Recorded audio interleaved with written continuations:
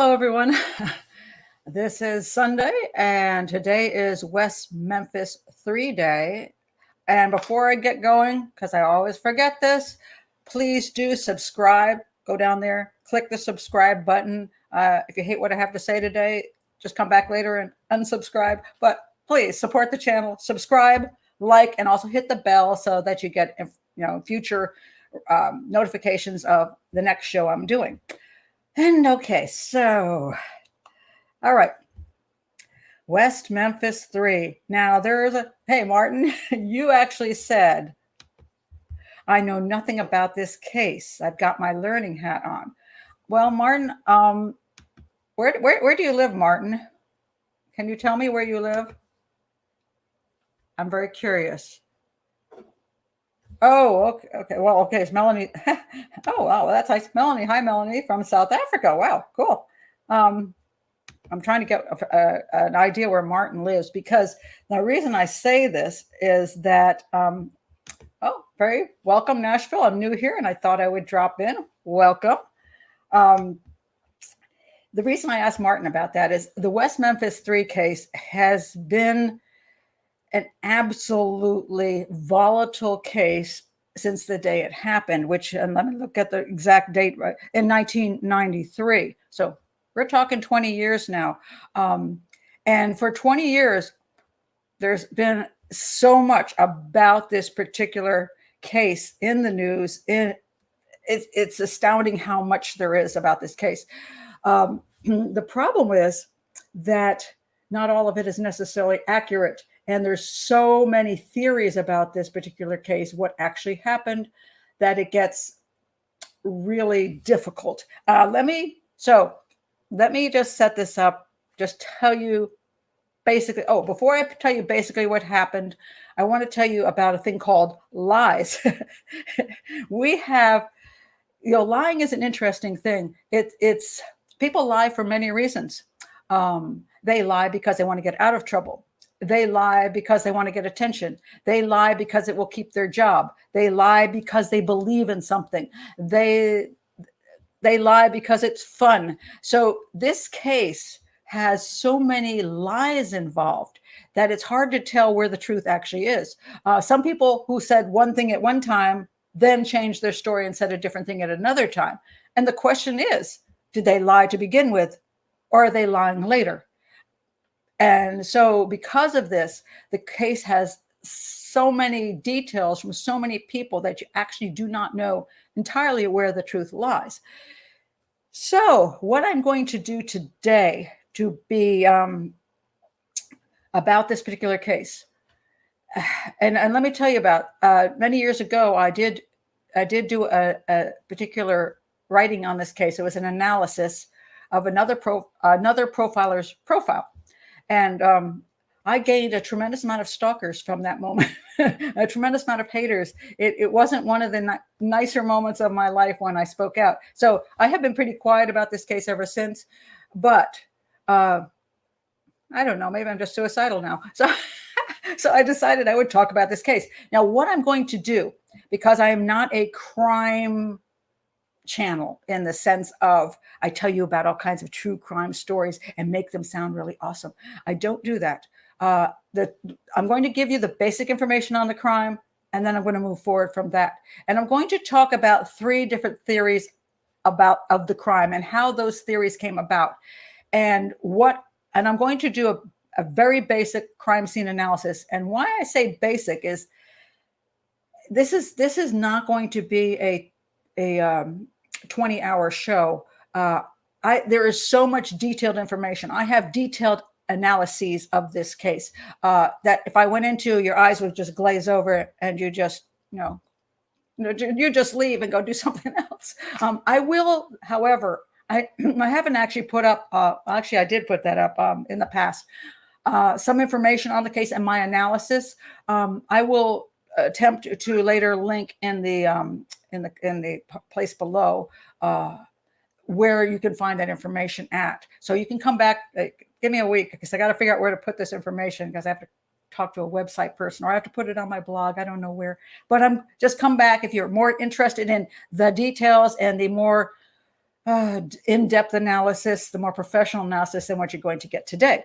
However, today what I want to do is I want to take you through some of the thinking processes and why I think some of them are so far off, and why I think we have how we have to focus in on this case and not be distracted by a whole lot of really crazy stuff. So let me go ahead now and just tell you basically what happened. And I'm going to read this because there's no way I can get all these details. And so hang on, it'll take me probably a few minutes.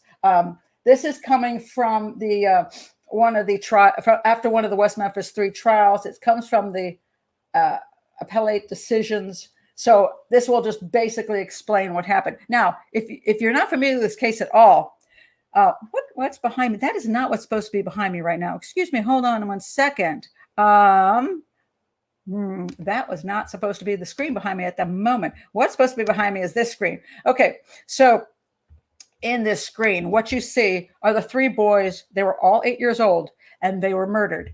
And in the screen below, you see three young men. One is 18, one is 17, and one is 16. And those were the young men who were charged and convicted in this particular crime and spent many, many years in prison, almost 2 decades in prison for this crime.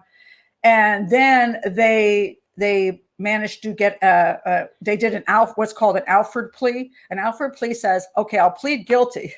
I'll say I'm guilty, even though I'm not. But I'm going to say you have enough evidence that you can convict me, but I don't really believe it, but okay, I'm just going to plead guilty so that you let me off. So essentially what happened was, by giving an Alford plea and they all said they were guilty, they were then released from prison because at that point in time, they were going to go to another trial for these three young men. And it was such a mess that nobody really wanted to go there. So it was an easier thing if they could just give them the Alford plea and just say, screw it, we're done with this mess. Well, you're saying you're guilty. That means that we don't look so bad as the prosecutor and as the police department who got you into the prison. And on the same hand, the three guys didn't get exonerated, but then could get out of prison and go on with their lives. So therefore, it's a very weird plea, mind you. I had another case in which I can't talk.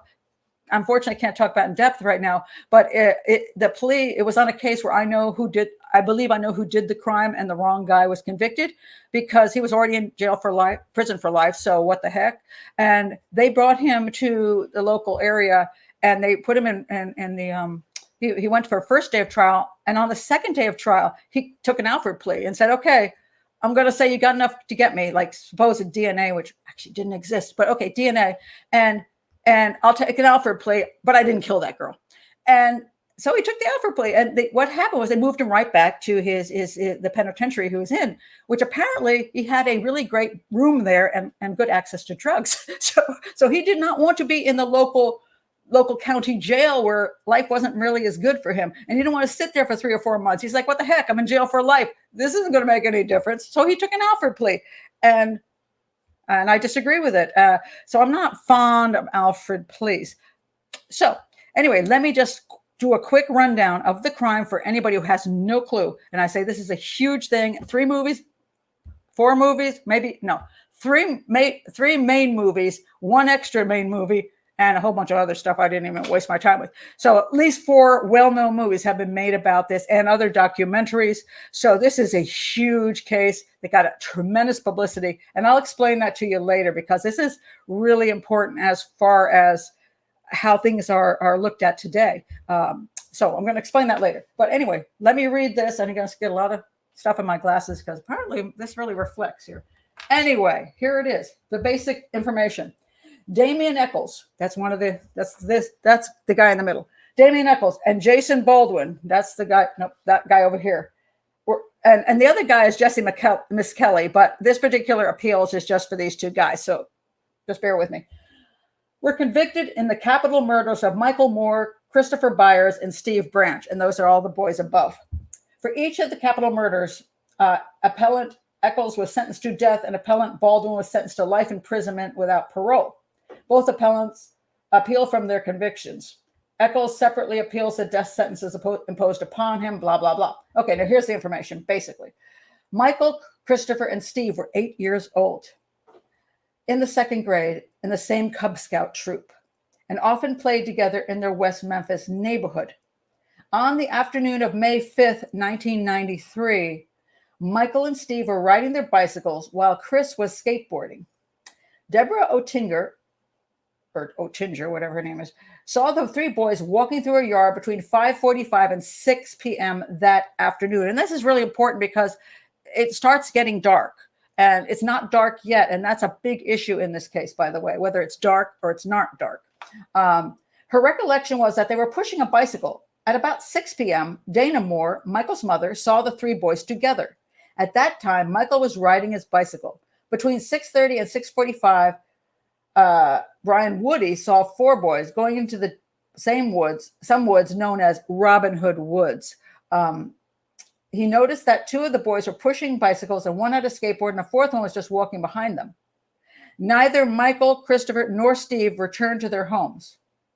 Okay, so I do have now from one of the movies, I have this picture, which just kind of gives you a feeling of how things are going. Here are the three boys. You know, they're entering this dead end into the woods because, you know, boys like to play in the woods and they like to ride their bicycles around and do, you know, that kind of stuff. So there they are. They're going into the woods. So neither Michael, Christopher, nor Steve returned to their homes. Their parents called the police and a search was begun. Now, by the way, there's a mention of a fourth boy here, which is really interesting because early on in a lot of the investigation, a fourth boy said he saw what happened to these boys and escaped. Later on, he reneged on all of that. And he was their age, 8 years old. Do I know whether he was really there or he wasn't really there? No, I don't. And one of the reasons I'm not going to get really heavily involved in all the fighting back and forth about what is true and what is not and what the police investigators led people into saying and what they didn't is because it's so massive. And I can't do this in this particular point in time. Just want to point out that there was a boy who did say he saw a lot of stuff that was pretty accurate. And here's a man who said he saw four boys. Don't know whether there's a fourth boy or not, but interesting stuff. But anyway, let's just go on here. All right, so what happened to these boys? They didn't return home. Their parents called the police and a search was begun. The next morning, members of the Crittenden County Search and Rescue Unit discovered a tennis shoe floating in a ditch just north of 10 Mile Bayou.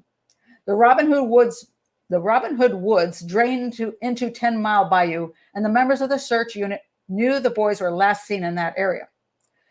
Detective Mike Allen walked along the ditch bank to the place where the tennis shoe had been found. He noticed that one area of the ditch bank was cleared of leaves while the rest of the bank was covered with leaves and sticks. He described the cleared area in the bank as being slick, but having scuffs in the cleared off area. He got into the water, reached down to get the shoe, and felt Michael Moore's body. The corpses of Christopher Byers and Steve Branch were subsequently found about 25 feet downstream. Okay, I'm going to show you another picture, and I'm going to show you these really quickly. Not this one quickly. This is part of the crime scene. They found the bicycles in the water, the two bicycles that were seen before, and they pulled them out of the water. Then they found, and I'm going to show you two, three boys. That is not a crime scene photo. That is from a movie. Okay, it's called Devil's Knot. So that's fake. But I just want to show it to you because I just want you to see how horrifying it was that these boys were found naked and tied hand and foot. So I'm going to move off of that because I don't want you to have to look at that. So at any rate, so let me describe what they found.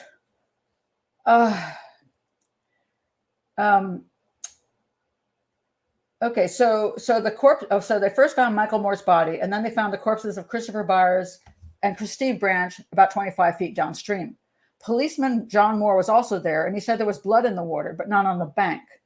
Detective Brian Ridge was also present and helped recover the boys' bodies. He collected the victims' clothes, 3 tennis shoes, and a Cub Scout cap that was floating in the water. He found a stick stuck in the mud that had one of the boys' shirts wrapped around the end that was stuck into the mud. He dislodged another stick as he was removing the corpse of Michael Moore. All 3 corpses had their right hands tied to their right feet and their left hands tied to their left feet. And this is very important. Black shoelaces and white shoelaces were used as ligatures. Also very important that what was used was something from the scene to tie them up. It was their own shoes, the shoelaces from their shoes. And let's see. Okay. Michael Moore's body had wounds to the neck, chest, and abdominal regions that appeared to have been caused by a serrated knife. There were abrasions all over his scalp that could have been caused by a stick. Dr. Frank Peretti, a state medical examiner, testified that there was bruising and discoloring comparable to that frequently seen in children who are forced to perform oral sex. This is actually a kind of interesting point, because one of the suspects in the crime, one of the three men above, there was actually a statement was made once that there was oral sex. And so this was interesting, although it's been argued that this is not true. Also, he testified there were defensive wounds to the hands and arms. Moore's anal orifice was dilated and the rectal mucosa was reddened. Dr. Peretti testified this injury could have come from an object being placed in the anus. Finally, Dr. Peretti testified there was evidence that Moore was still alive when he was in the water, as there was evidence of drowning. So he was alive and drowned in the water. Steve Branch's corpse had head injuries, chest injuries, and genital anal injuries, lower extremity injuries, upper extremity injuries, and back injuries. The back had multiple irregular gouging wounds, which indicated that he was moving when he was stabbed. The anus was dilated. Penile injuries indicated that oral sex had been performed on him. There was also evidence he too had drowned. Now, let me point this out, because there are people who argue this, that Peretti was an idiot. Medical examiners do sometimes come up with different determinations as to what happened and what didn't happen. And you can see that in a court of law. That's why I say somebody's lying, or somebody's just an idiot, or somebody just doesn't, think something is true, which isn't true. So sometimes you get the prosecution, you get the defense, and they both come up with a medical examiner who says the exact opposite. Which one is telling the truth? But it's interesting. So there are people who object to this. Christopher Byers' corpse also had injuries indicating he'd been forced to perform oral sex. His head had scratches, abrasions, and a punched out area on the skin, and one eyelid had a contusion. The back of his neck had a scrape. The inner thigh had diagonal cuts on them. The back of the skull had been struck with a stick-like broomstick-sized object. The skin of the penis had been removed, and the scrotal sac and testes were missing. There were cuts around the anus, and the hemorrhaging from those cuts indicated he was still alive when they were made. Many of these cuts are made with a serrated knife. Byers did not drown. He bled to death. And this pretty much accuracy. Two of the boys ended up drowning, and Christopher Byers had already bled out before, so he actually didn't drown. The boys' bicycles were found nearby. Okay, so I wanted to bring up all the issues of basically the crime scene issues as to what they found, what condition the bodies were in. And why do I want to do this? I want to do this because it was pretty brutal. I mean, this was not a minimal assault on these three boys. It was extremely, extremely brutal. And that's important in the analysis. Who would do this level of brutality to the three little boys? And let me put the little boys' pictures back up here. These are 8-year-old boys. To do this to 8-year-old boys, that's pretty weird. Let's face it. That is pretty weird. In my experience as a criminal profiler, you don't see, for example, serial killers will be extraordinarily brutal. But it's interesting. One of the things most everybody agrees on is this wasn't a serial killer, that this was somebody who knew the three boys. And I have to absolutely agree. First of all, the other thing everybody agrees upon is that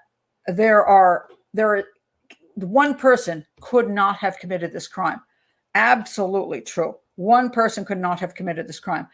That's a lot of little boys to take care of at the same time. Now, somebody's going to come up and say, well, what if they had a gun and pointed the gun and said, lay down on the bank?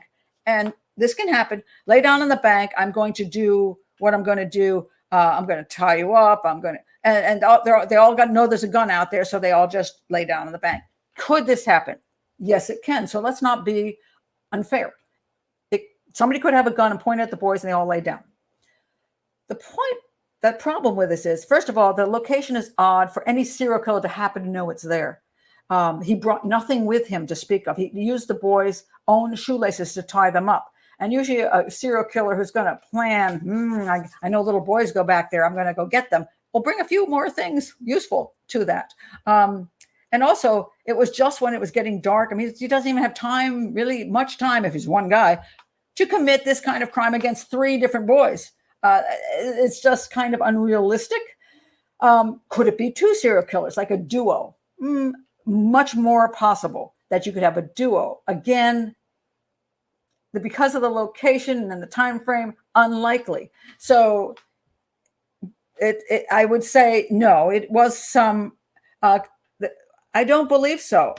A crime of opportunity, possibly, in the sense that it wasn't pre-planned to a great extent, but it wasn't just a bunch of serial killers happened to be wandering around in the forest and, oh, look, 3 boys.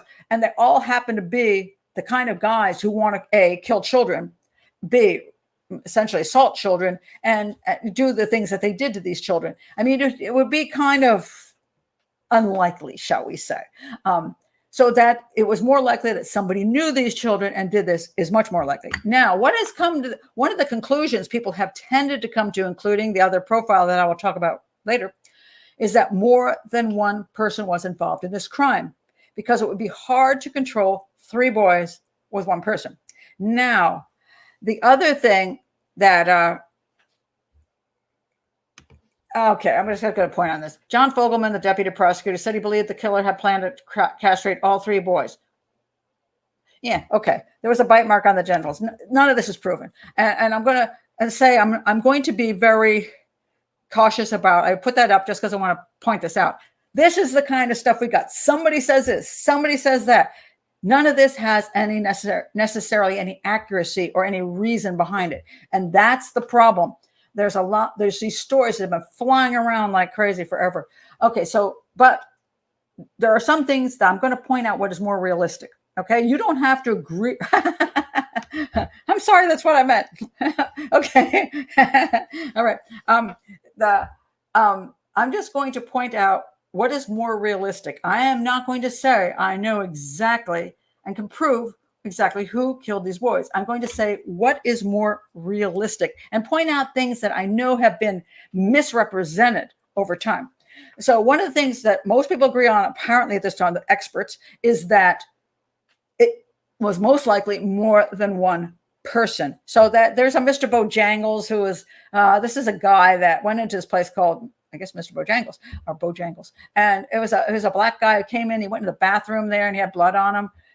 But it was just, nothing, they never knew who he was. It was kind of, let's face it, the police kind of screwed up in dealing with that part of the problem.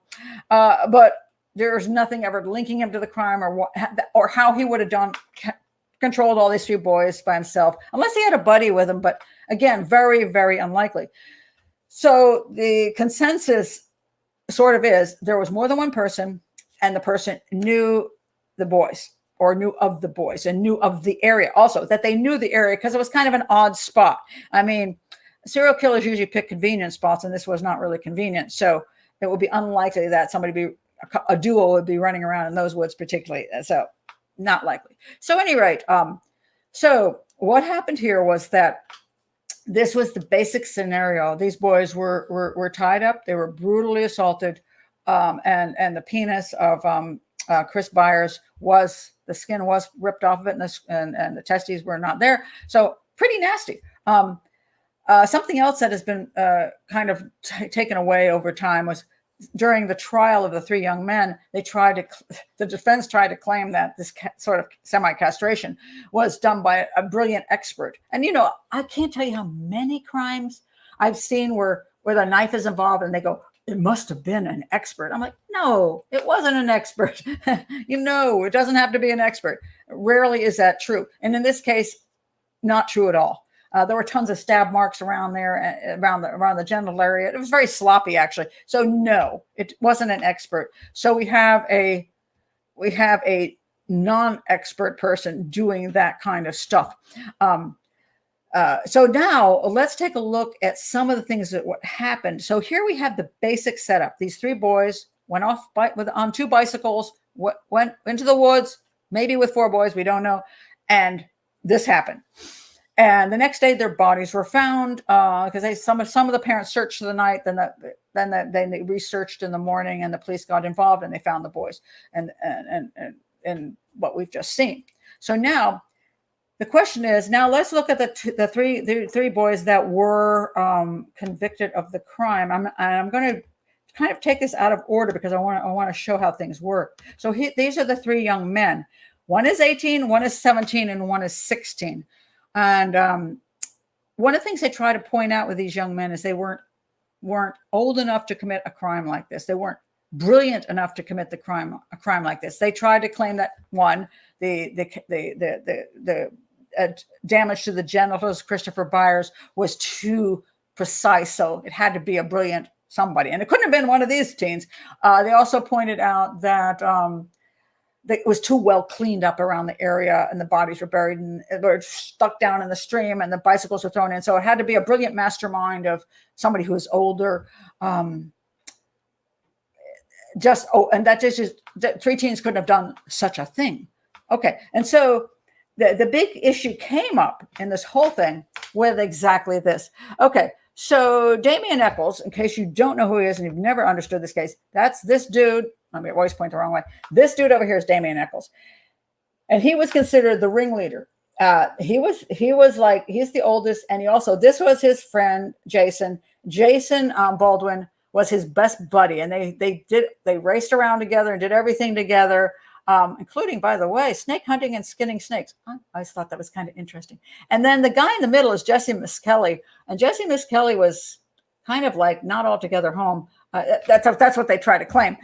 They claim he has an IQ of 72. He's like too slow to be involved in something like this and know what he's doing. And he did confess to this crime, and they say he was just led into it because he's, mildly retarded. But these three became a focal point of the police investigation for a number of reasons. Now, I'm going to explain to you in a bit. There was a movie made, and it's called Paradise Lost. And I'll explain to you about this movie in a minute, and why this changed a whole bunch of things. But at the time, essentially, a whole bunch of people had something not so nice to say about our three suspects. The three guys who were convicted. They had a lot of not nice things to say. They had things to say like they were Satanists, they were in a cult. Especially this guy over here, Damien Echols, was claimed to be by many people kind of like really into Satanism and into weird crap going on in the woods where the boys were murdered. And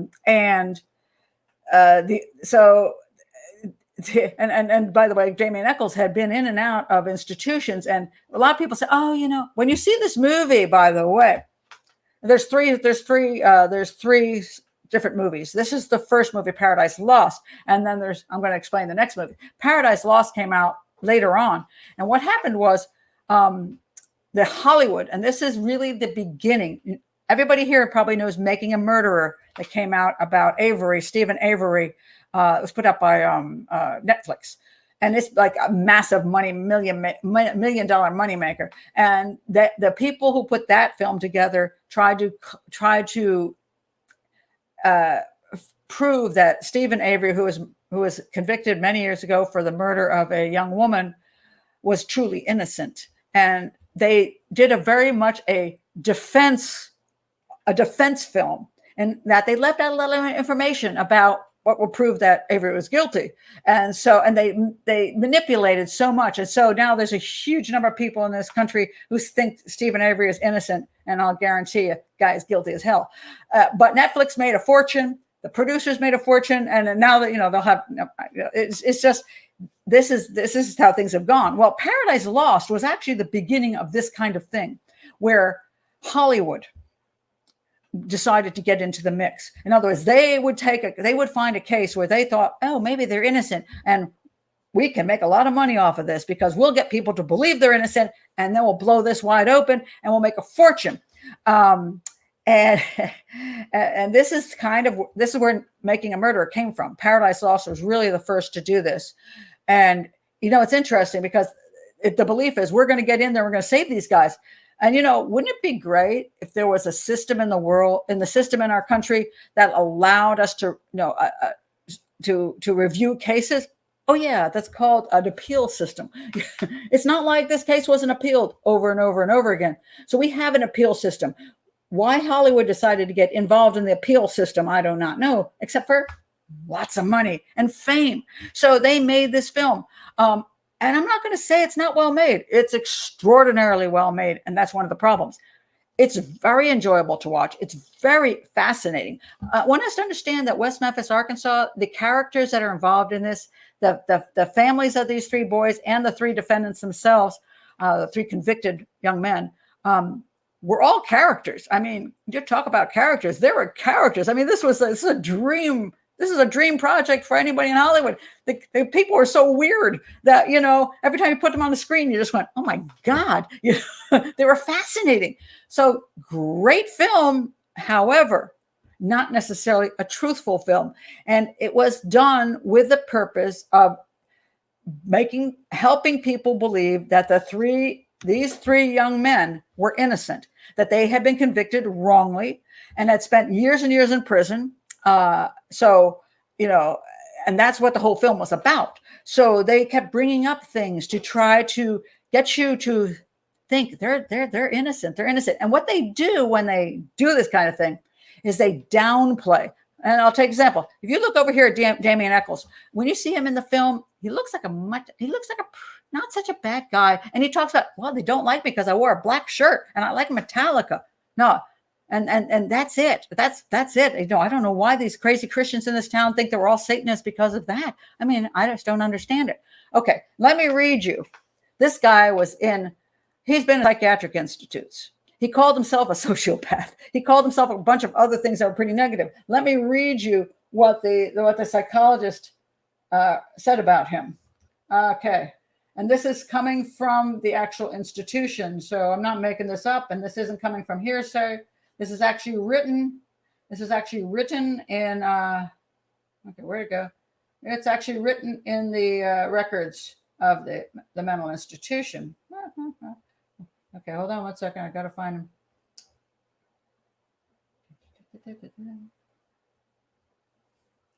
So this case has so much information that you have to really, okay, the occult. Okay, so what basically, what they tried to do as the prosecution was tried to say that this was an occult crime, that these three boys were sacrificed in some kind of occult type of thing, some satanic ceremony. And I will disagree with that. I do not believe that's true. Why do I not believe that's true? Because I don't see anything set up. There's no altar set up. There are no rituals done. Absolutely not true. So I disagree that this was a satanic anything. I do think, however, that people who involve themselves in very dark kinds of thinking, satanic thinking being one of them, have a dark view of the world, life and death. You know, they like the horror. So those kind of things. So they said that this was okay. So here we go. Why do I keep losing this one spot? Hold on one second. Just be patient, please. I'm trying to find the. Okay, where'd it go? Hold on one more second. Okay, that's not it. That's not what I want. Why can't I find it? Okay, I'm going to go over here. Okay, I'm going to go over here because I can't find it on the other one. All right. So there was a psychiatric doctor, and the psychiatric doctor basically said this about him. I'm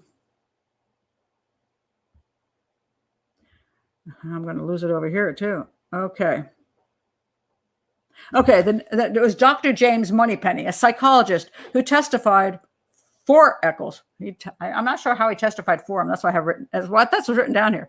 Dr. Moneypenny admitted that Echols had and with quotes, an all-powerful, godlike image of himself, and that his parents were concerned with his Satanism and devil worship.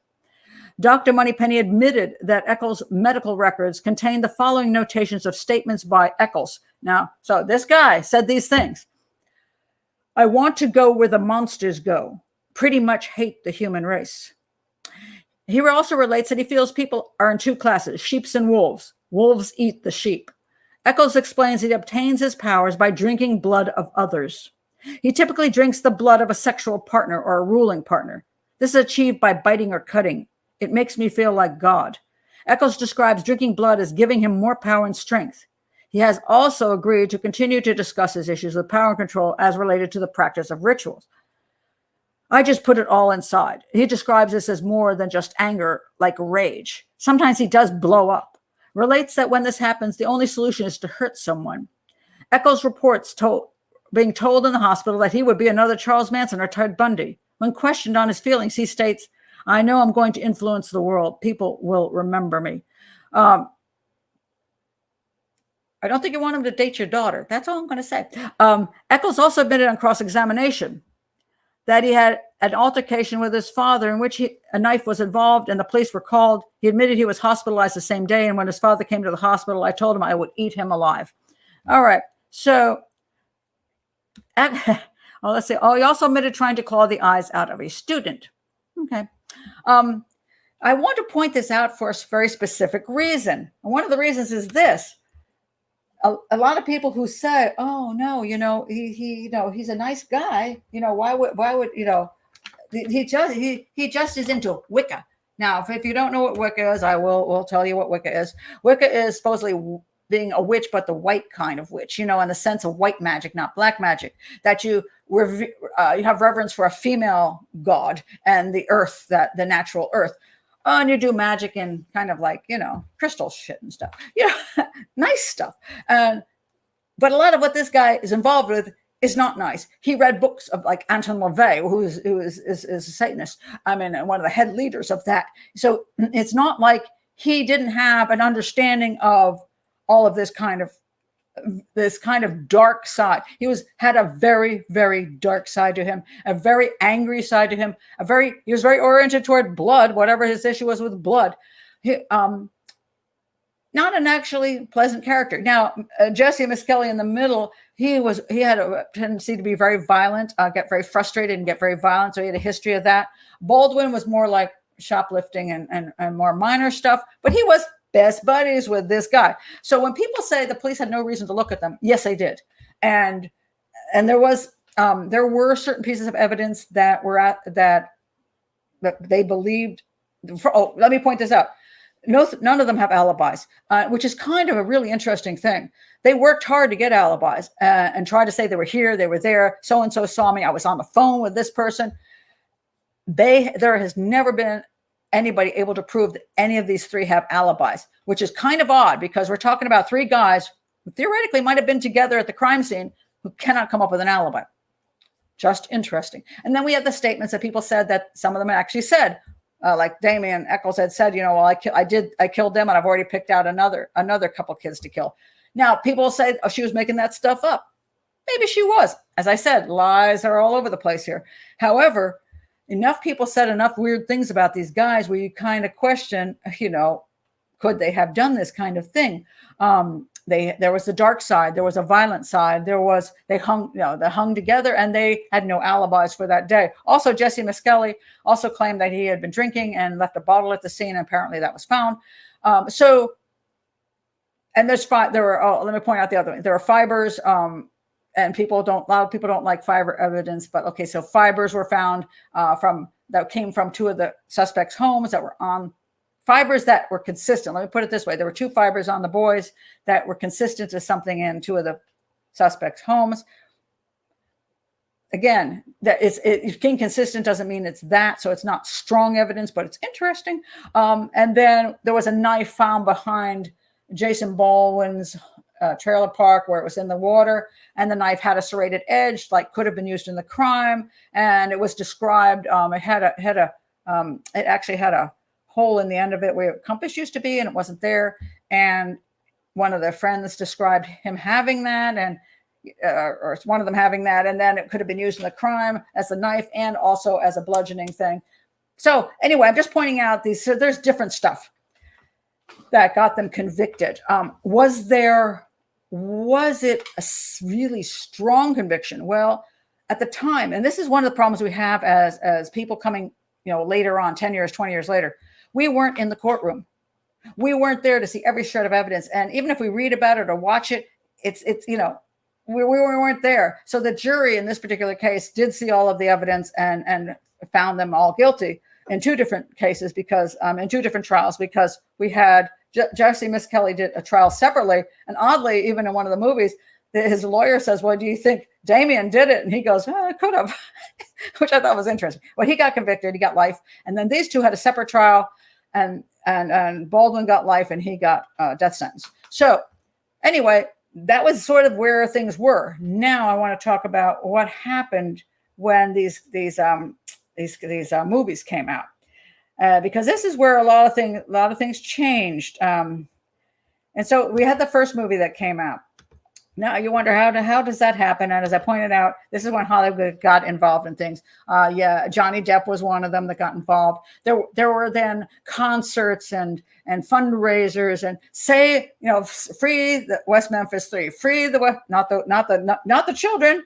No, they were already dead. Free these three guys. Free the West Memphis Three. And the idea behind this was that they were wrongly convicted, and the basic reason they kept saying they were wrongly convicted was because of Satanism, that the town was all these evangelical Christians, and were like, there was a satanic thing going on. I do agree with them that probably the satanic stuff, as far as the crime scene goes, was exaggerated, but it doesn't mean that you don't have people who can commit preteens that could be of the dark side sort of and commit this kind of thing. So anyway, Paradise Lost came out, and it was quite a well-done film. As I said, if you watch it, you're going to think it's a good film. It is a good film. And what's interesting about it is that they very carefully leave out anything that would basically support that these guys actually may be more evil than we think they are. Doesn't mean they're guilty, but they make them look nice. I mean, if you do tons and tons of filming, you can get them to smile, and you can get them to look childish, and you can get them to look innocent. That happens, and then people start going, oh, they don't look so bad, but they're not seeing them when they're doing some of the negative things that they were doing prior to being convicted, because there's some really nasty teenagers in the world. Just a fact. So they did this film and made these three guys look really good. But I remember watching it years ago with my son, and both of us looked at each other after we saw the film and went, yeah, we still think they're guilty. So it was kind of funny because in a weird way, I think they failed to accomplish what they were totally trying to accomplish, but yet they had, for a great portion of people had proven these guys to be innocent in their minds. And by the end of the film, they were then saying, who could have done it? Okay, so now we're going to get into the alternate theories. I'm going to present the two alternate theories. So the two alternate theories are this. So by the end of that film, they were sort of making a suggestion that one of the fathers of the children was the guy who committed the crime. And that would be this guy. All right, so this is, let me get out of the way, John Mark Byers. He was the stepfather of victim Christopher Byers, the child who was most tortured. Now, if you watch any of the movies by Paradise Lost, let me tell you, the guy's a character and a half. I mean, bizarre, off the charts bizarre, weird. He can sing, though. Let me tell you, he stood up in church. That guy can sing. He's got a beautiful voice, but he's got other things that are definitely, you say, well, that's a concerning dude. That's a kind of a creepy, concerning dude. Okay, so by the end of the film, they were trying to basically say, this guy did it. Now, they ran into some interesting problems in trying to. So the whole film, the whole second Paradise Lost, is about how John Mark Byers, which we just call Mark Byers, was the guy who killed all three of the children. And it's kind of funny because when they did the first film, one of the things they said was, we think that the people in West Memphis jumped to a conclusion that just because these guys were weird, that they were guilty. Well, in the whole second film, they're going, this guy's weird, so he must be guilty. I mean, they're doing the exact same thing they complained other people did. They suddenly decided, we're going to make a whole film about this guy and make him look guilty. And what do they have for evidence? Actually, zero evidence. Zero evidence. I'm talking zero. So what they did was they brought in a criminal profiler, and the criminal profiler, here he is. They brought him in for the second film. Now, criminal profiler is, I'm going to get out of the way here, Brent Turvey. He is the defense's criminal profiler. Okay. Now, I have to admit, I don't have a good history with Brent Turvey. He doesn't like me terribly much. and I have issues with his profiling. I will point this out. He put out a book on profiling, a deductive criminal profiling book, and I've recommended it to everybody. He wrote a really great book. I still recommend his book. If you want a good book on deductive profiling, if you're becoming a profiler, and I actually, when I put my profiling stuff on this channel, I will actually refer to that book, because I don't throw a baby out with the bathwater. The book was his baby, and the baby is good. So love the book. Not so much into what he says as he actually profiles. Now, one of the things one has to be concerned about is when one profiles for the defense or for the prosecution. Are we an expert? Then, now he supposedly wasn't paid, but pay is not everything everybody's about. Sometimes it's about fame. Sometimes it's about being, well known, finally getting your day in the sun, just like everybody else wants their moment where, oh my God, people are paying attention to what I have to say finally. Jesus, So he took this case on, and he put together a profile that pretty much framed John Mark Byers. And I was like astounded with the actual profile that he put together. And his profile is very long, and my analysis of his profile is very long. So that I'm not going to do right now, but I'm going to read to you. Okay. I'm going to read to you what I think happened. And I wrote this a long time ago. The defense needed a new suspect and a new motive. They brought in criminal profiler Brent Turvey, and he provided one. His analysis concluded that the three boys were killed at dawn, not dusk, which was phenomenal in itself. That, these boys disappeared like at, 6 o'clock-ish, just when it was getting dark. And suddenly, the general thinking was they were killed right there at the spot. And that was that. They were killed at dusk, going into dark. And Brent Turvey's idea was that they were actually kept someplace and weren't killed till dawn, which I was like, really? Okay. What that did, what happened when he said the killings didn't happen till dawn? What do you think the number one thing happened there? Who got alibis? The three young men got alibis, because obviously everybody knew where they were at dawn, but not during the time of when they originally were thought the three boys were killed. So he, by moving the scene, the killings to dawn, you eliminated the three boys as suspects right up front. So, which I thought was egregious, very egregious, because I did not think that the rigor mortis issues just did not align with his theory. So, at any rate, this is what he believed, that they were abducted, killed elsewhere, and the bodies driven back to that location, which would eliminate the teens because they didn't have trucks. And that there were bite marks that did match the West Memphis Three. Well, their bite marks were always questionable whether they were bite marks. The focus of the attack was to punish little victim Chris Byers, because Christopher Byers obviously got the worst of the attack. So this theory was, well, since he was the worst of the attack, that must have been the person who was really angry at him. So he was the focus. But now it goes down a rabbit hole, which I find really odd for a criminal profiler. The focus attack was to punish little victim Chris Byers. Recognizing the attack on the three boys required more than one person, Turvey allows the killer to have one more passive helper, his wife Melissa, who is the mother of Christopher Byers. She would be responsible for the bite marks on Steve Branch's face, the result of a female style of battered child syndrome. I'm sorry, because I can't help laughing. It's just so, I mean, really? So anyway, this is what the theory was. The Byers leave their other son at home and tell him to tell the cops he was with them when they went looking for his brother. Then they go out to find Chris, and when they see him with his friends, they're already mad that he disobeyed them and didn't come home.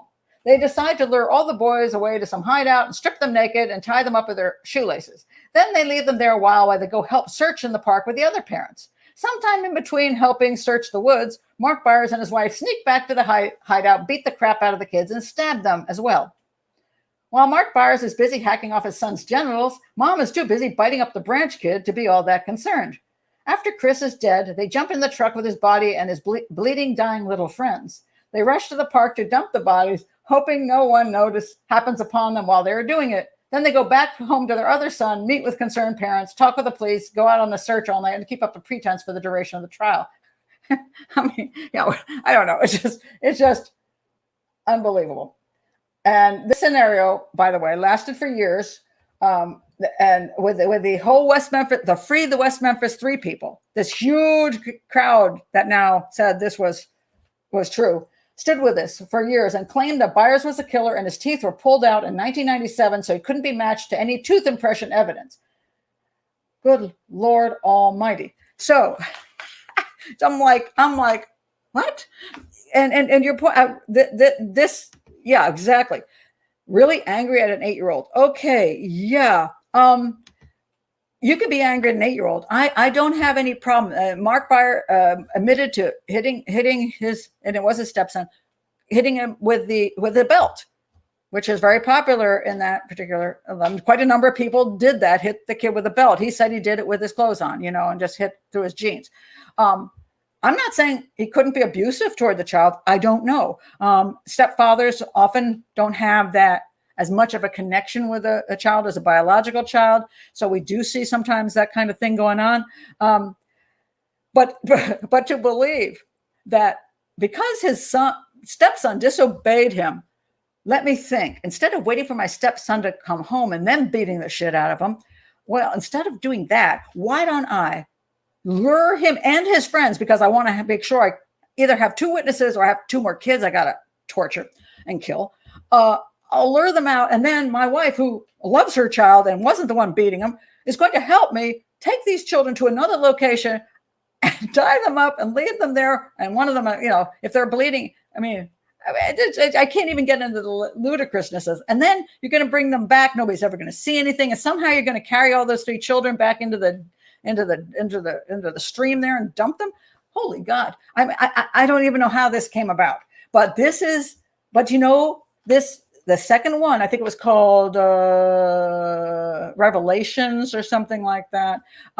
It again, really well done. And John Mark Byers doesn't come off well in it because you have a whole crew kind of luring him into stuff. So, and I'm not saying he's not a little off there, but would a stepfather do all of this? Does any of this make any sense? And the answer is not really.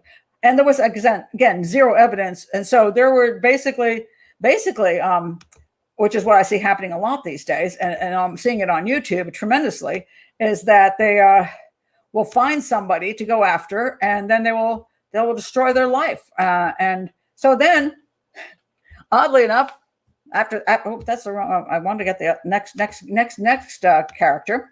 So any rate, so now they're all after, of course, John Mark Byers. He obviously killed his kid. We all can figure he killed his kid. He obviously killed his kid. And then somewhere along the way, so now we have the defense team working on things again. And in the third film, because I did a third film, and the third film came up during that period of time, they came up with a hair from this. Okay, this guy is Terry Hobbs, and he was let me go over here. Stepfather. We got stepfathers everywhere here. Stepfather of Stevie Branch. Stepfather of Stevie Branch. Now, one of his hair that was, and people say it was consistent with his hair. No, it wasn't consistent with his hair. It was not inconsistent with his hair, and it was consistent with 7% of the population. So let's get the facts straight. And supposedly that was it was in one of the ties from the shoelaces. So therefore, he must have been there and committed this crime. Well, that could have been transfer evidence. I mean, the kids are in the house, hairs fall out, transfer evidence comes everywhere. It's not a big deal. There was also supposedly he had a friend called Jacoby. And supposedly his friend Jacoby, there was a hair that was not inconsistent with his friend Jacoby that was found on a tree nearby. So now with these 2 amazing pieces of information, now mind you, nothing was convincing for the 3 that were convicted, but a piece of hair, well, that does it, a piece of hair that's not inconsistent. So now we have this guy who supposedly now commits the crime. And again, you ask, why? Why in God's name would this guy do the same kind of thing we just heard John Mark Byers do? Why would he go in there and kill all these 3 kids and commit this really violent violent. A lot of it looks sort of sexual, if not just vicious. Why would he do that? Okay, well, believe me, there's an explanation. Of course, there's an explanation. And so the whole third movie is all about how he committed this. He was the one who committed this crime. Now I'm going to read you this is description of how this crime went out. Now, mind you, this comes from a bunch of different people saying stuff, which could all be hearsay. And again, lies and lies and lies. So many bloody lies. Who knows who's telling any truth? But now, basically, he's now turned into homosexual or bisexual in order to commit this crime. Now, listen to this one. Okay, so this is what is said happened. Okay, both teens allegedly. So there were 4 people involved in this crime. Supposedly, now it's 4 people involved instead of. We had originally 3, then we have 2, the husband and wife. Now we got 4. Okay. Both teens allegedly confessed. On the late afternoon of May 5th, 1993, they had been walking around Lakeshore Trailer Park when Terry Hobbs, that's the stepfather, and David Jacoby, his buddy, his best friend, pulled up next to them. The 2 men were looking for weed and asked the boys if they knew where to find some. Or in other words, they wanted to know which drug dealer was currently holding. But he told them that Billy Stewart was holding weed at that time.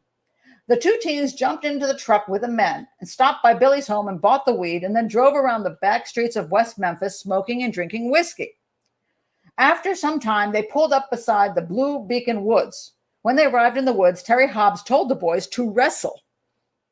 After the boys wrestled, the men offered them more marijuana and whiskey. According to Billy Stewart's statement, he believed that at this time, some sexual activity occurred between the men and the 2 teens. Shortly after this, Terry Hobbs noticed that the 3 boys, those are the 3 boys who were murdered, were spying on the men.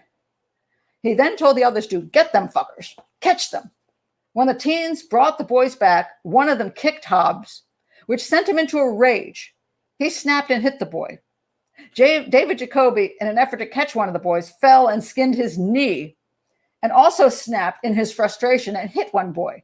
Allegedly, Terry Hobbs told the boys he was going to teach them a lesson. Now look at this lesson. He had LG and Buddy rip off the clothes of the boys and then pull out a knife and begin to bite and stab the scrotum of one boy. He then told the others that all 3 had to die for what they had seen. The 4 men beat the boys, tied them up, and threw them and their clothes into a ditch of water. Then they went and dumped the boys' bicycles into the bayou and cleaned up after the area and left by dark. Okay, so it seems to me, I like that one. This reads like pedophile gay porn. It does, doesn't it? Oh my God. So now we're supposed to believe that, let me think, that these 4 guys were out there, first of all, smoking weed, so they're supposed to be getting relaxed, right? Maybe a little whiskey, so they're like, and a couple of them are teens, and these guys are best friends, Hobbs and Jacoby. And then they're messing around having sex. Well, somebody gives somebody a blowjob or whatever. And 3 boys go, oh, look, the 3 boys saw us. Now, I'm sorry, but 3 boys saw you do something. And normally what you do is go and say, don't you tell anybody, or I'll kill your family. Say something like that. You scare them and they run off. And they shut up because they don't want to say anything and nobody will believe them anyway. Oh, no, that's not what you do. You start beating them and then you bite their penises. And what? Really? And then you murder them all. And nobody there objects, mind you. Nobody goes, hey, we shouldn't do this. Hey, are you kidding me? Nobody says anything. They all just go, oh, what a great idea. This is fantastic. Really? these are 2 of them are best buddies, but the other teens are just teens. Everybody just jumps in and says, grand. And nothing ever comes of it. Nobody ever says anything until 20 years later, when this third film comes out, now trying to say Terry Hobbs did it. And of course, at some point, he's divorced from his wife, and his wife's starting to go, I think he could have done it. And there's another movie, which is kind of interesting, which is Devil's Knot. Also, again, a well-done movie, oddly enough. Devil's Knot is a pretty good, well-done movie. That's a dramatized movie. And in the end of it, Terry Hobbs becomes a suspect again. And his wife there is saying, I found this knife. And this knife, and my son always carried this knife. He never left it home, but I found it in my husband's drawer. What does that mean? I don't know what to believe anymore. It could have been him. So now this whole becomes Terry Hobbs had to have done it. Now, I also find I cannot come up with any kind of profiling that I've ever done that has one of these stepfathers doing what they did based on the kid pissed me off. I mean, I just don't see that. And what is very interesting is that going back to our guys who were originally convicted, one of the things that Damien Echols said, which I thought was fascinating, was when he was asked, why do you think they did this? Whoever did this, why would you think? And he goes, because A, it made them happy, which is exactly what a psychopath would think. And didn't. And he said, why wouldn't it make them happy? If they're going to do it, it makes them happy. And he's correct about that. And then he said, it was a thrill kill. Interesting. Now, mind you, there's a lot of other things that they knew about, that Damien Echols knew about the crime that link him in the sense that he knew stuff that he probably shouldn't have known at that time. Same thing for Misskelley. He knew stuff he probably shouldn't have known at the time, unless they were fed that by the police. But the fact that the Echols said it was a thrill kill really interested me, because that is exactly what I think it was. I think it was what you call a wilding. And one of the things people don't understand about people who commit crimes, especially because I think too many times with Hollywood and authors and stuff, they come up with this meticulous plan for whatever crime. It's not meticulous. A lot of crimes are like a complete mishmash of crap. It's like, well, I think that would be cool. And I could do that too. So I could think of satanic things, out in the woods in the dark, and we could sacrifice somebody. Hey, we could sacrifice some kids, and that would be cool. And hey, maybe I could get blood from them, But it's also a thrill kill. It's also a wilding because all your friends jump in. So there's not necessarily an absolute, this is the exact motive. The motive is kind of what Echols might have said. It's fun and it makes you happy, So I want to read, and so, but people still have a real hard time believing that an 18-year-old, a 17-year-old, and a 16-year-old could commit such a crime. And so I want to read this to you. See this girl? This girl, okay, she is, let me find her. Okay, let me read you out this girl. On October 23rd, 2009, 9-year-old Elizabeth Olton, this is not Elizabeth Olton. This is, I believe, the girl who killed her. Anyway, so 9-year-old Elizabeth Olton told her mommy goodbye and skipped over to her little friend's house. She didn't come home. The young child, sugar and spice and everything nice, encountered the exact opposite late that afternoon. She went trustingly into the woods with her friend's older sister, 15-year-old. Remember, these boys were 18, 17, and 16, and they were boys. This is a 15-year-old girl. Her name was Alyssa Bustamante. And that is a picture of her, by the way. Lovely looking girl, isn't she? She went with willingly to explore, to play, to enjoy the special feeling of being given attention by an older girl. Only this teenager morphed into the nightmare her mother had always told her wasn't real. In the next moments, the last moments of Elizabeth's short life, and by the way, this is fictionalized, and I am fictionalizing this just for your edification. Obviously, the little girl cannot say exactly what she felt, but I want you to understand what she went through. In the next moments, the last moment of Elizabeth's short life, she saw a monster come for her. Cruel and nasty words spewing from her mouth. The monster hit her, shoved her to the ground, and there as evil loomed over her, Elizabeth, terrified, her eyes blurring with tears, wanting her mommy, mommy, mommy. She felt hands clawing at her throat, clamping down around her neck, and she couldn't breathe. No, mommy, stop, Alyssa, stop. No, stop. The fear screamed through her little body. The hands left her throat, and as she gasped for air, she felt a pain shoot through her left wrist and then her right. Through the tears coursing down her cheeks, she saw blood coming out of her arms, her blood, and the monster was laughing. The monster with a knife came at her face, and she felt the burning, searing, ripping of her throat. And the knife came down again, and the choking this time was from the blood filling up her airway. And she knew she wouldn't see her mommy again. She knew the worst thing in the world had happened to her. She felt the dark rush over her, and she screamed silently in her head one last time. Now, that is a fictionalized version of what happened to her, but listen to this. Alyssa Bustamante confessed to killing the little girl. She wanted to know what it would be like to kill someone. This is the same girl who thought it was funny to watch her little brothers shock themselves on an electric fence. She hated the world, and she wrote that her hobbies were cutting and killing people. Okay, that's a 15-year-old girl killing a little teeny 9-year-old girl. So don't tell me a teenager can't be a vicious, nasty creature. And what we have is sometimes when children go to what I call the dark side, they are psychopathic, clearly psychopathic. And they start hating the world. They hate their families. They hate everybody. They're manipulative, so they may fake stuff. And especially if they get caught, they'll fake it. Oh, I'll become a Christian. I found Jesus. I never did it. I love people. But at that time, they hate the world, and they get really involved in dark ideas. And that's where Satanism sometimes comes in. And people can tell me all they want about Satan, doesn't have anything dark in it. The type of Satanism teenagers get often involved in is very dark, and does involve a lot of blood. You can see that from just movies and from music. You see a lot of blood stuff in it. It's this fascination with life and death. And I'm not saying there's any I'm not saying there's an actual cult. I'm not saying people are involved in an actual cult, or that they follow any specific rules of Satanism, or they even do any ceremonies. It's just the ideas running around in their head that of violence and being able to take out your anger on the world. Now, I'm going to read you.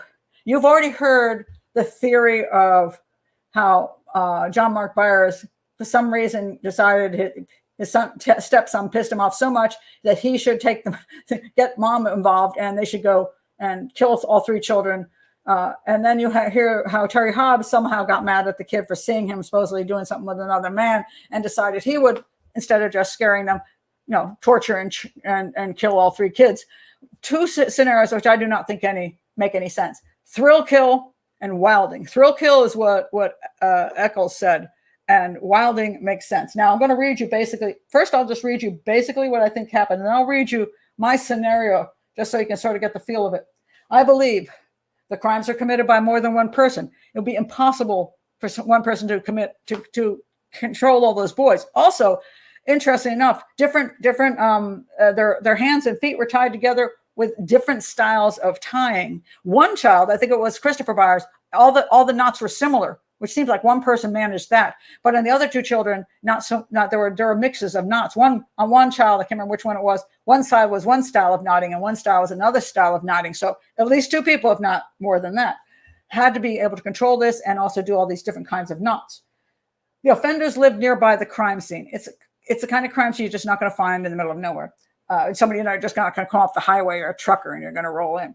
The boys were targeted because they were easy to access and control. Hey, that's one reason you find teenagers killing younger children, because it's hard to kill people that are bigger than you, and it's hard to kill people that are the same size as you, but little kids are easy marks. And that's why sometimes women kill little kids too, because they can. The boys are probably followed and conned or lured into the woods. I mean, this is the teenagers could be very familiar with the woods, easy to con boys. Hey, come on, boys. The boys were overpowered by larger assailants, and the crime was committed at the scene, most likely in the water during the waning daylight hours. And all the films try to push this into dark, like everything happened in the dark. I don't believe that. There's dusk. Dusk is a great time to be doing this kind of stuff. You can still see enough. The crime was planned, but not in the sense that would necessarily end with homicide. Like wilding, crimes involving groups of young teens often end extremely brutally. So the idea can always be, hey, one day we could get some kids. Hey, we could do this. And then you see these 3 kids. Oh, let's go get them. Let's go. Oh, that'll be cool. So it can happen very quickly in the mind. And as you say, it could be an idea that had already been circulating for a while. But these kind of teen crimes with the wilding type of things, extremely brutal. Nothing but a knife or 2, and I believe there might have been a second knife, was brought in with the offenders. Now, a lot of teens like knives, let's face it, and these boys did like knives. So for teens to have knives is not an unusual thing. For them to have some other kind of peculiar things, yes. But knives are very, very likely that you had a knife on you. You can have a knife on you. I mean, it's like the boys like to carry knives. I mean, it's not an abnormal thing. I kind of like a knife too, until it got taken away in the Colorado airport. It was my favorite knife that I cut my cheese and bread with. But it was such a great knife, but it was in my purse and it was over whatever. They took it. So, a lot of us carry a knife around, a Boy Scout knife, whatever, because it's very useful. And So the boys have knives. I wouldn't be surprised that more than one knife might have been there. Nothing but a knife or two was brought with the offenders, nor was anything but the weapons taken away. This show, well, there's claims that certain things are missing. It could be like, they couldn't find the testicles. Who knows? It could have been eaten by an animal. A few pieces of clothing were missing. I don't know, whether they just never found them, or maybe they did grab up a few things and take them, but nothing spectacular. The water, I think the water was a lucky break. I mean, I think they were near water. I think if they weren't near water, they would have just been left on land, but the water was there, and throwing the bicycles in the water and putting the clothes in the water, maybe pushing the bodies down and sticking a stick on them. You got 3 boys to do this. It's not hard work. And they make it sound like, again, mastermind. So it had to be adults figuring out how to do this clever. No, some of it's just, and whatever, the bodies were found. The boys, that's where the boys went. The bodies were found. The only thing it does is buy you a little bit of time. And maybe the water washes away some evidence, but the crime was violent and was a show of power. Essentially, it was a thrill crime. Now, here's my question. Now, let me read. Okay, now, who would be likely to live near the crime scene, not have a vehicle, have a posse big enough to handle 3 boys, and be recognizable to the boys so they could lure them without them running away? Since the boys were dead by dusk, rigor mortis evidence and liver evidence and no evidence of the bindings being on live body for any period of time, so they were killed at dusk or just after they died. Who was unaccounted for at that time? I know 3 people who were unaccounted for. The crime was planned even if just minutes before, when the boys were spotted going into the woods, but no materials were brought. A sign of a fairly inexperienced killers, or a sign of youth. The sexual aspects of the crime encompass power and control, as do the actual murders. So who does this sound like to you? How about that cold-blooded psychopath who wanted to kill people and drink blood and be God, who knew the boys and lived near the boys and had his homies with him? In my opinion, Damien Echols is an evil, soulless creature. His 2 buddies aren't much better. They aren't being discriminated against because they wore black or a bit weird. They were in prison because, like Alyssa Bustamante, sometimes teens kill. And I just want, at an ending of this, I just want to read you this, because this is more what I think happened. So we have all these scenarios. I'm going to read you my fictional scenario for the ending of this. So now we back up to May 1993, evening in West Memphis, Arkansas, when 3 young boys rode their bicycles into the wooded area known as Robin Hood Hills. They zigzagged through the train, daring each other to do a better trick, jump a ditch, beat each other to a far tree. They would have played on happily until one of them remembered it was time to go home, if they hadn't encountered 3 other boys, teenagers, in their play space. At first, they thought it was cool. Big guys, like older brothers, all dressed in rebel black, grins on their faces. Yeah, swaggering, a bottle of whiskey in one of their hands. Yeah, we're hanging out with the men now. We're a member of their club. The older boys joked with them, told them they had something neat to share with them. The little boys got off their bikes, let them fall to the ground, and eagerly went over to the trio. They were shown something, all right. Each boy was grabbed, thrown to the ground. At first confused, they thought this might be a game, like a wrestling game, until fists hit them in the face repeatedly, and their clothes were pulled off. Shoelaces were stripped out of their shoes and used to hog-tie them. Pants dropped to the ground from the older boy's waist, and then the unimaginable things happened. And we heard them, things they had heard of, whispering and giggling, things they had heard about, whispered and giggled on a playground, repulsive things that were now happening to them. Pain, humiliation, terror rained down on little boys, the brutality increasing by the minute until the knife came out, and screams came from one of the boys as he's being stabbed and mutilated. The other 2 lie in agonizing, contorted positions, frozen in horror as they watched their friend dying, and then their heads were bashed in. They were still alive when they were dragged into the stream. Water filled their lungs, and if they were conscious at all at that moment, they would have felt themselves choking as they sank into their muddy, watery grave.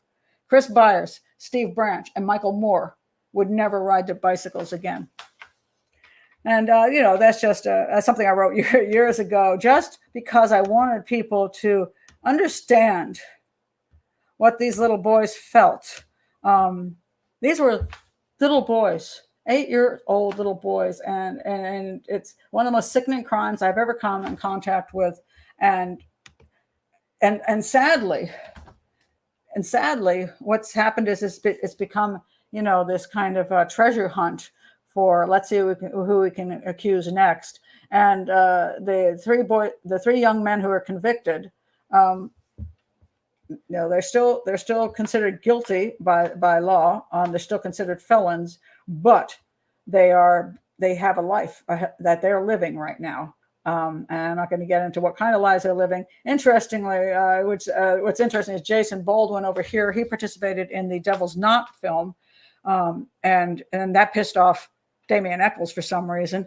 I don't know, but he came off real good in that film. Let me tell you, there was hardly a negative thing said about him in that film. But Damien Echols actually came off kind of badly. But so I guess that's why Damien Echols is mad.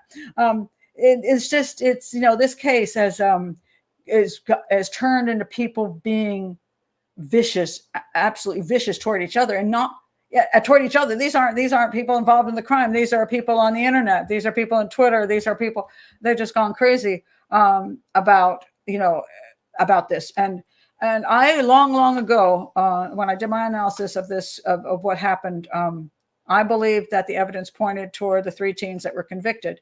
I did not think any evidence supported the 2 stepfathers having been involved in the crime. Weird that they might have been, and maybe even violent that they might have been. Made no sense. The 3 teens, on the other hand, there was a lot more evidence than people think there was in the totality of it.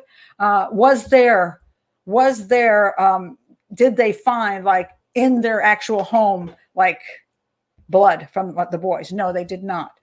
So they didn't have, and they didn't have DNA forensics where they're like, the young man's DNA was at the scene, or the young boy's DNA was on their bodies or anything. They didn't have that. But there was enough time. First of all, the bodies were found in water, which washes a lot of things away. And the young men had time because they were missing for a long time and didn't have alibis. They had a long time to get rid of stuff and wash up and whatever. And they didn't have a vehicle they had to clean because nobody was in the vehicle.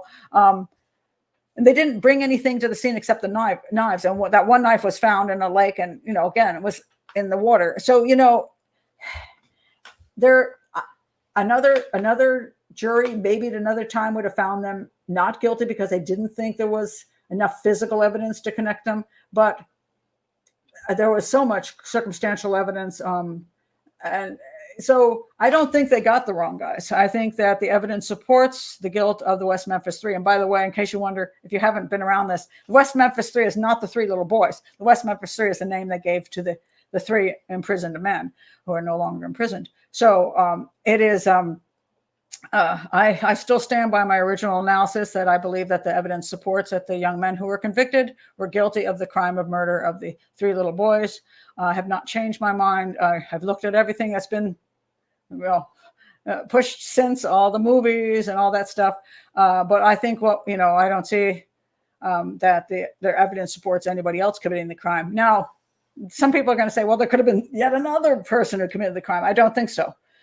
This again was a crime likely committed by somebody who knew the children and was committed by more than one person. And there's only a small number of people that we can put in that category. So I think that that it's going to be outside of this is probably not true. But whether we'll ever absolutely have the proof is a good question. Well, let me see what you have to say here, Martin. It would stand to reason that each of the older boys would be able to overpower the victims and carry out the crime in the time available. Absolutely. I mean, we already have a level of violence. We know Jessie Misskelley can be very violent, and Damien Echols definitely. People don't say so much about James Baldwin, but he actually, he's hanging out with his buddy, who is a very kind of a violent, horrifying guy. So. So Jason Baldwin, sorry, did I just say James Baldwin? Good author. Jason. These are big boys compared to 8-year-olds. And I have been assaulted. I want to point out that I was assaulted by a 9-year-old once. I was assaulted twice. I was actually working in a psychiatric unit, and I was sitting there, and this 9-year-old just came out, and I was sitting there working on my iPad, and he just came out and he just nailed me. And I'm like, what the hell? And he was a strong little boy, and he was only 9, and I was an adult. And he was strong because he had all the aggression in him. And then the guard came and put him back in, and the guard walked away, and he ran out and assaulted me again. And then the hospital said, are you going to sue? No, I wasn't injured, but it was like, what use is the guard? Isn't he supposed to be between me and the guys, the kid? But if a 9-year-old can assault me and do me damage, I'm going to guarantee you an 18-year-old, 17-year-old, 16-year-old boy can beat up 8-year-olds, especially when you do have 3-on-3, and you have the ability to bash their brains in. And once people don't seem to understand that when you get hit once, a lot of times you're not very functional after that. And you can do lots of things to people you've only hit once or stabbed once or whatever you've done to them or punched them once. You can do a lot to them. And they're only little boys, for God's sakes. They're only little boys. I want to see what's say here. The castration evidence I mentioned, which will... Okay, I'm not going there with that, because this again becomes this Fogelman guy, and I'm not going Fogelman. Because you got to be very careful again about a bunch of there's piles of evidence told by piles of different people, and it's just unnecessary, because there's no absolute proof of who did what at the scene. My feeling is because Christopher Byers got the brunt of the worst part of the killing, that I'm going to assign that to more likely to be Damien Echols. Also, that one person seemed to control him, and Damien Echols seemed to be the one that was kind of the ringleader, if you will, in this particular crime. So I believe he probably would have inflicted the worst thing. And he also was kind of into the blood drinking thing. So I could see that he would maybe be the one to do this, as opposed to his little Jason over there. But people don't understand too that you've seen an issue with crowds, right? Crowds, when one person in a crowd does something, everybody else goes insane and starts doing the same crazy shit. It's like people, they lose control in groups. And that's why groups can be very dangerous. And, so when you have a group of young men together who already have this whole thing going on in their brains, they can rev each other up. So you have a leader, but he just revs up the other two, and everything becomes very exciting and amazing. Because especially if you have psychopathic natures, that you really don't care about other people, that you think certain things are cool, and you really don't care what happens to those little boys. If you don't care what happens to those little boys, you can kill them. It's not a big deal to kill somebody you don't care about. So a psychopathy does that. So, interesting. So, that's a long story about how the police got the 3 suspects initially. People were giving them information. They were talking to people in the community, and then it's a whole lot of information. But they came to the attention of the police because of things they had said, because of their behaviors, and then they brought them in to talk to them. And Jessie Misskelley, by the way, he confessed, and the defense will have you think that he was like he spent 12 hours and then they gave this confession. It wasn't 12 hours. It was 4 hours, and there was probably 2 hours of downtime there. But he not only confessed the first time, he confessed over and over again, and sometimes to other people than the police. So he was like a confession, like he couldn't stop confessing. So the fact that he kept confessing was interesting. And the fact that he did know some of his confession to the police the first time around was a little off. And that made people think, oh, he's just full of it. And let me tell you, people will confess to things they have not done. And they will, it's true, they do that. So there was questions about Jessie Misskelley's first confession, but he also said things that you really should not have known unless he got really lucky. So, and then this is the point again where I talk about the issue of totality of evidence, because you can always point out one thing somebody said that doesn't make sense, or maybe how did this happen? I don't get it. So I look at the totality of the evidence, and therein lies the whole, the point of how things work. Is there enough in total to believe that these young men committed the crime? And apparently the jury did think so. And of course, I don't have a very high opinion of jury system. So they could be totally wrong, because I think juries don't know quite what they're doing. I think it's a guesswork for them, because they're not profilers. They're not crime scene analysts. And the prosecution and the defense are always pitting, what experts who totally disagree, and then the jury's trying to figure out which expert's a liar and which one isn't. So I don't really go with I think it's very difficult to understand, for the jury. And so I can't say, because I don't approve of the jury system, I can't say, oh, see, the jury said they were guilty, so that means they were guilty. No, the jury did find them guilty, and I do believe in this instance there was quite enough there. I hope you link some of your other in-depth analysis of the case. It was excellent and compelling, and supports the conclusion that the right people were charged and convicted. I will try to get that up, because but it is still it's a very volatile case, and it's very sad that I'm going to look back at some of your commentary here, that that people have gotten to the point where, is this the same Damien Echols that now has a YouTube channel where he talks about magic? Yes, it is probably. Damien Echols has gone on to being, here's a whole bunch of strange things about Damien Echols. He had got his girlfriend pregnant. And so when he was going to trial, the baby was born, and, you see him holding his baby in one of the movies, and he's holding him very nicely, and he knows how to hold him like this too.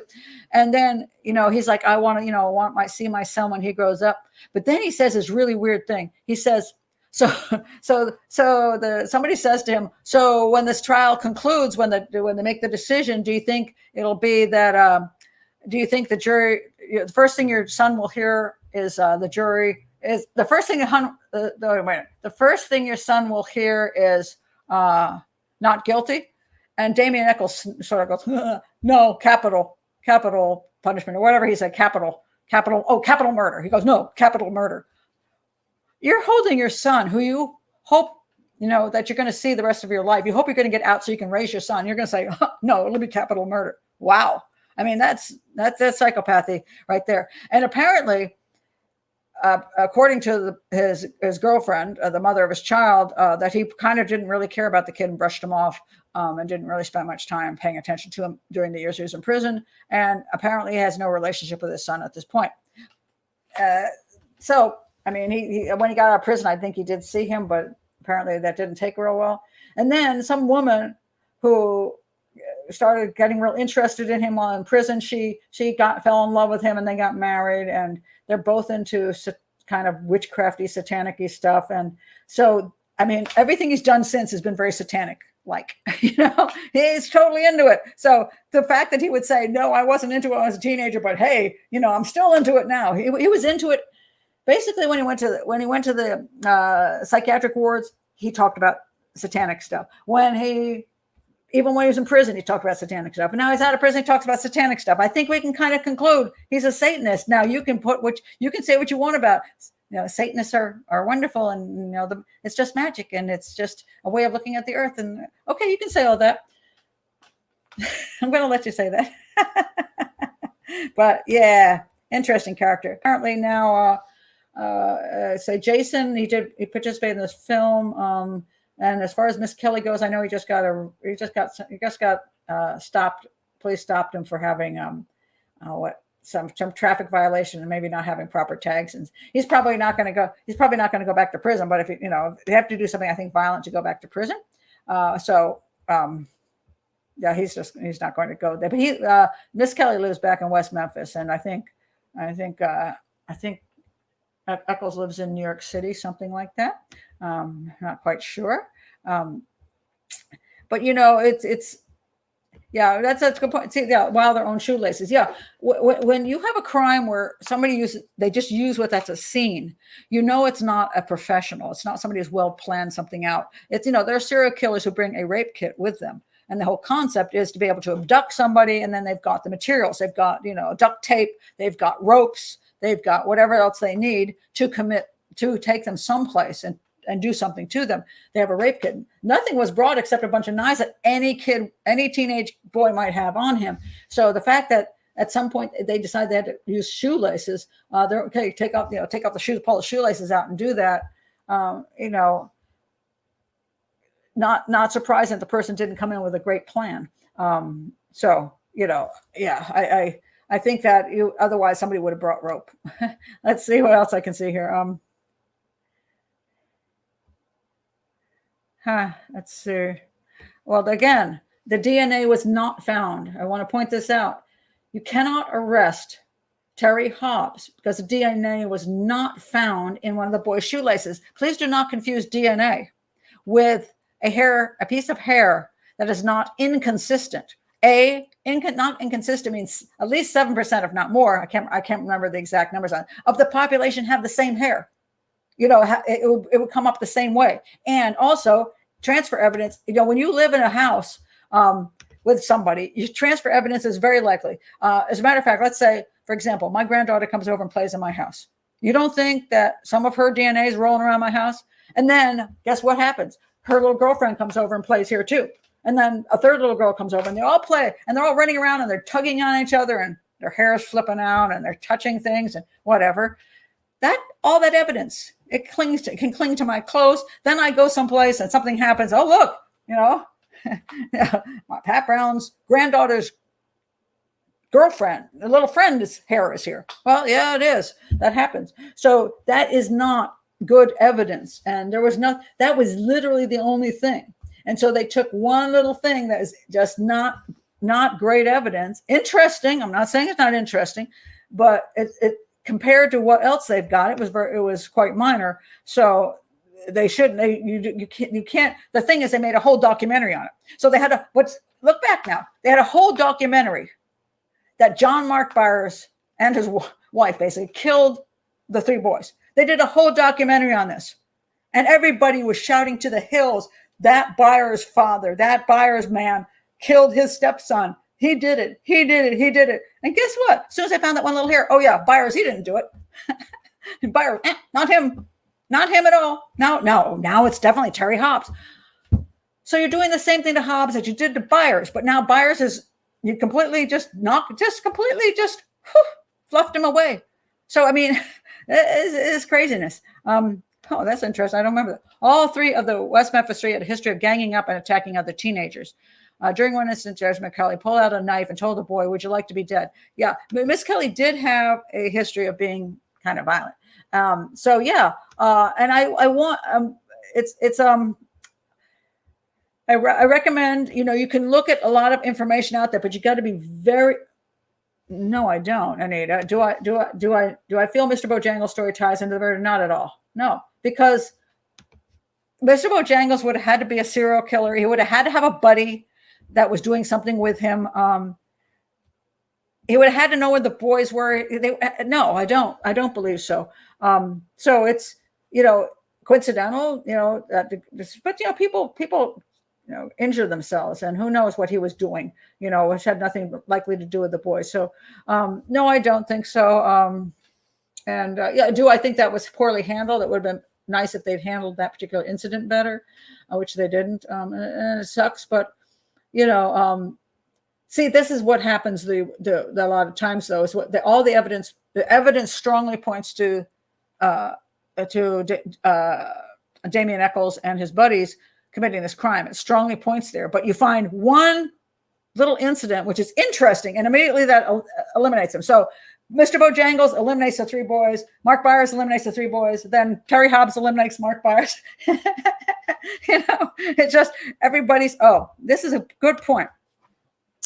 Why have most of the witnesses recanted? I'll tell you why. Because if you don't recant, you get attacked by the pro West Memphis Three group. I went through hell when I first came out and talked about this case. I went through hell. I got stalked. I got threatened. The West Memphis Three crowd went out and went to my published books, and went and attacked my published books on Amazon to destroy my ability to make money. They tried to destroy my credibility everywhere. Vicious, vicious, vicious, because they believed that the West Memphis Three were innocent. So instead of just saying they thought they were innocent, they went after people. So what happens, this is what happens in time. Even Mark Byers now thinks that maybe Terry Hobbs did it. It's very interesting. The media and documentaries that are slanted and well produced, I'm going to say again, really well done stuff. Really well done. I mean, some stuff is garbage and you look at it and go, yeah, whatever. It's so poor, but these were so well done. So what happens is they bring you in, they suck you in, and your emotions go in with it. And then you start believing whatever they are telling you. And so even, this was also true. The last program I was doing, we saw the same kind of things. People starting to believe the guy who was in prison forever was innocent, and they used to believe he was guilty. Now they believe he's innocent. Why? Who convinced them that these people were innocent?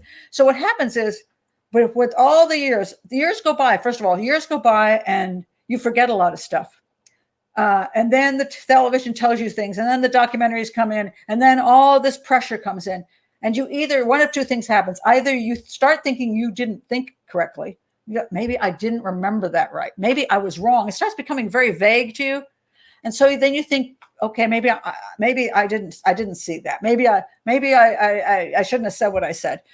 So one reason is you actually think that you were wrong. The second thing is that you become scared. You better go with the crowd, or you're going to be in serious trouble. You got to go with the crowd. Then the crowd now says West Memphis Three, free the West Memphis Three, free the West Memphis Three. They're innocent. They're innocent. They're innocent. Oh my God! I better recant my story, or they're going to hate me. What? Those cameras are going to come back in. The documentary people are going to come back over, and they're going to be on top of me. So I'm going to recant. That's a second reason. Third reason. You get a lot of attention. You know, if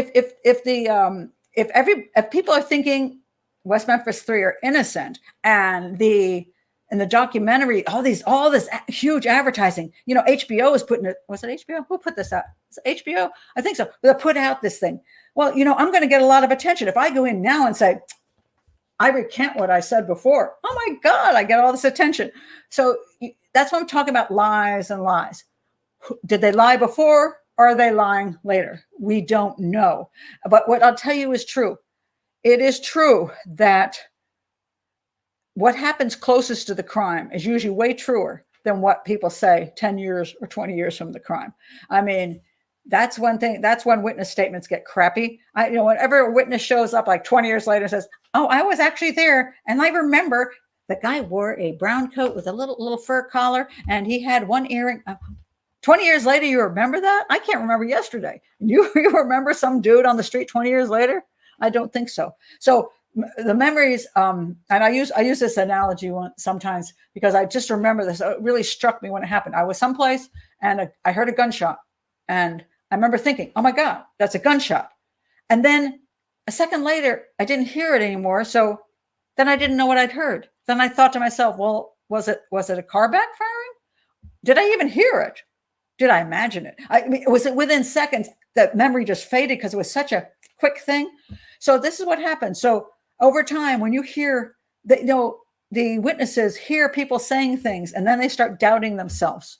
And so I go with what is said earlier is more likely to be accurate than what was said, somebody recanting 10, 20 years ago, or coming up with like this Terry Hobbs story. It didn't come out, I don't believe, till after the film came out. So suddenly these people, oh yeah, I know so-and-so and so-and-so said such and such about this crime that happened way back when. And since the documentary says it's Terry Hobbs now, let me tell you, it's Terry Hobbs. And let me tell you the story that goes with it. So that's what gets crazy. Hollywood influence. I just want to point out Hollywood influence is a nightmare these days. And because they have a lot of money, a lot of power, a lot of followers, this is followers are really important because, and I can tell you that from YouTube, because there's another woman who did a YouTube thing. And she's not an expert. She does true crime. I'm not going to mention her name. She comes off very nicely. She tells a good story, mind you. She does nice work with putting the pictures up and everything. Very nicely done. I believe she has 4 million views. I think it's 4 million views on the West Memphis Three thing she put up. It's 45 minutes long. At the end, she's very careful not to say who's guilty, but she kind of leans toward Terry Hobbs. And guess what? She has, from her man, she's managed to have this good, huge YouTube following. So 4 million people hear what she has to say. 4 million people aren't going to hear what I have to say. And this is true with Hollywood. So you got an expert. At the time, for example, at the time all this was coming out, I actually did television every day. And I wasn't asked to speak on this case because I wasn't pro the West Memphis Three. And the media did not want me to speak against their release from prison. They wanted me to be, because that was the agenda at the time. The media wanted to support the West Memphis Three were innocent, and they would not have me on any of them, even though I did crime analysis and even though I did crime news every night of my life. And I did it on every network. None of the networks would have me on to talk about this. Isn't that interesting? So I put my information out on a blog. Well, the amount of people that follow my blog compared to the amount of people that follow Johnny Depp. I mean, we're talking the difference between a small town in Kansas and Taiwan. It's that big a difference. So consequently, maybe a few hundred people hear what I had to say about the crime scene, or maybe 1,000 people, but millions of people hear what Johnny Depp has to say. And Johnny Depp, even though he's not an expert, oddly has more power to influence people's minds than I do as an expert in crime.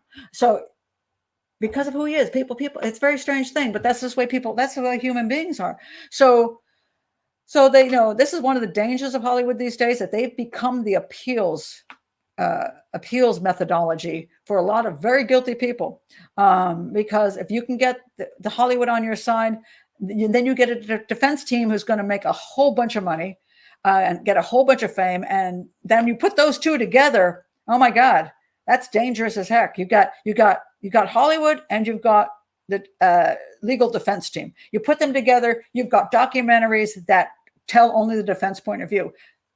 That's a winner. That's a winner and a half. And the documentary people make a fortune.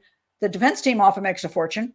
And everybody becomes famous. And even if the guy doesn't actually get out of prison and they don't actually succeed in that, they still succeed in running this whole thing, this whole show, because everybody benefits off of it, including the guy in prison. Even if he doesn't get out, he can get lots of girlfriends or boyfriends, whoever, and everybody's saying, "Oh, I know you're innocent now." Oh, yeah. So, it's really a frustration. So I'd say I'm not going to get into a lot of it, more of the details. Some of you are putting up some really great details here, which is very, very, very true. But I just don't want to get into, to fight over that, because it's so detailed and involved, and different experts have different opinions, and they keep coming out from different directions. So I'm going to stick with, I'm just trying to, let me put it this way.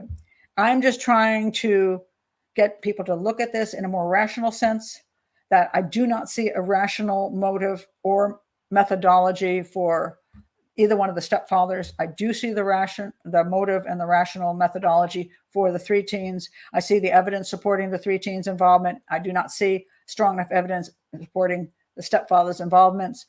So that's where I stand today. Now, at some point, if more evidence comes, you can always say, well, if more evidence came to light, then there will be something to look at. But what I'm afraid of is we're going to say Paradise Lost, number 4. Then all of a sudden they'll go after some other suspect, and now Byers didn't do it, and Hobbs didn't do it. Now we got suspect number, the next suspect, and they'll tear apart his life based on some bogus, minimal pieces of information, what they call evidence, and then the whole place will go crazy again, and they'll make another $1 million, and it's just, I want this to stop. Tell you the truth, I want Hollywood to get out of the innocent project business, if I want to say it that way. Let's stick with the appeals court. It just bothers me that we're not getting the truth. We're getting very slanted views, and it's very damaging to a lot of people's lives. And I think it's unethical, and I would like to see it stopped. So that's my final word tonight. And thank you. That's very very sweet. Thank you, Pat. I value your expert opinion, and I am a woman of great erudition. I can't even pronounce that. Erudition and learning, and you're smarter than me, and humility. Thank you very much. That's very kind. Oh, your opinion counts, Pat. Well, I have an opinion. It's my expert opinion. I don't always say my expert opinion is correct, but I hope at least, my whole point of my channel is to educate of how crime works, how criminals work, how profiling works, how crime scene analysis works, and how things work in the world of today, which sometimes is quite frightening. Quite frightening. So anyway, I just want to remind you again, please do subscribe to the channel, and like it, and share it with your friends too, because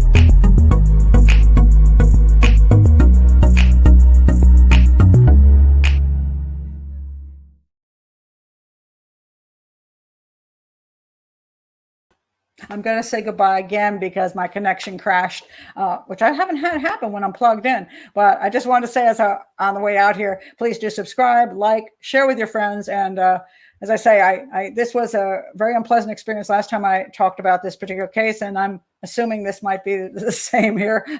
But I just wanted to bring this information to you and let you all think about it. So look forward to next week. Goodbye, everybody.